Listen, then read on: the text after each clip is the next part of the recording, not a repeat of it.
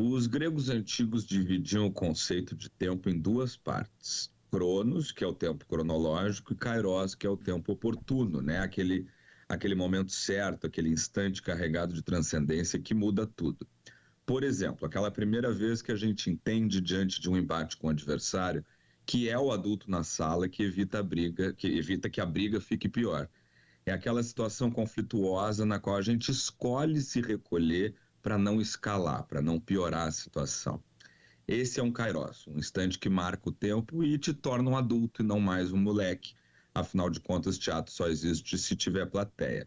Ao resolver subir ainda mais o tom contra o ex-presidente Jair Bolsonaro por conta do espetáculo que ele fez ontem na Câmara, Alexandre de Moraes mostra que não é o adulto na sala que ele acredita ser.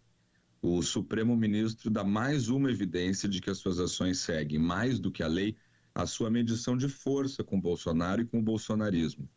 A sanha punitivista do Moraes, e autoritária também, atingiu um patamar tão pernicioso ao país que até os nossos colegas de imprensa mais progressistas ontem deram um passo atrás. Moraes convocou os advogados de Bolsonaro para prestar esclarecimentos sobre o suposto descumprimento da imposição dele não usar redes sociais, nem as suas nem de terceiros. Uma ação sem base jurídica clara, sem tipificação específica e que escancara uma disposição cada vez mais frequente de Alexandre de Moraes de usar a sua autoridade como chancela para censura prévia a qualquer opinião política que ele considere desafiadora.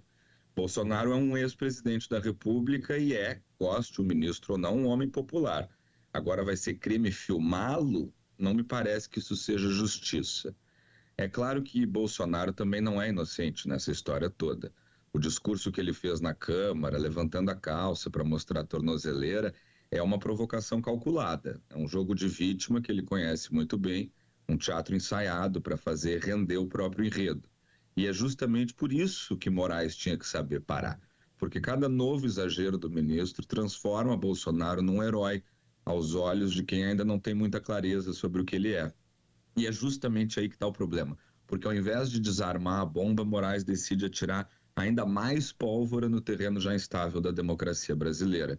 Não é um juiz que freia os excessos, é um homem que entra na briga de cabeça erguida, mesmo quando o seu papel exige distanciamento. Ele não se contenta em julgar, ele quer disputar. E aí o que a gente tem, então, não é um freio de arrumação, né? É uma retórica de ameaça que fortalece o adversário, legitima a narrativa de perseguição e piora ainda mais o clima de instabilidade política.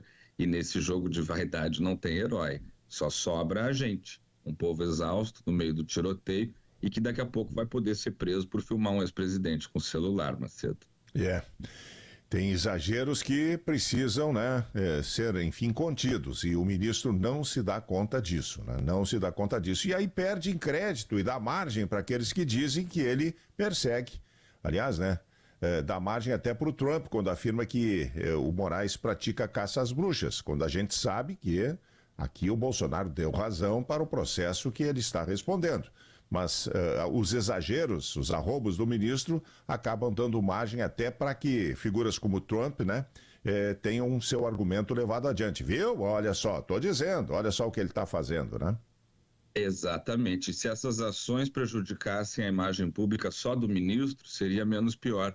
Mas elas desgastam a imagem do judiciário como um todo, né, Macedo? E a gente tem visto nos últimos anos o que acontece com um país que desgasta suas instituições, né? Sem dúvida, sem dúvida. É tudo que a gente não precisa e não deve fazer é desgastar as instituições, porque aí vira o caos e não tem sociedade que resista, né? Exatamente. Gabriel, é hoje o lançamento, né? É hoje o lançamento do livro, né? Tá aqui, ó, o livro do Paulo Santana, a história desse gênio da comunicação no Rio Grande do Sul.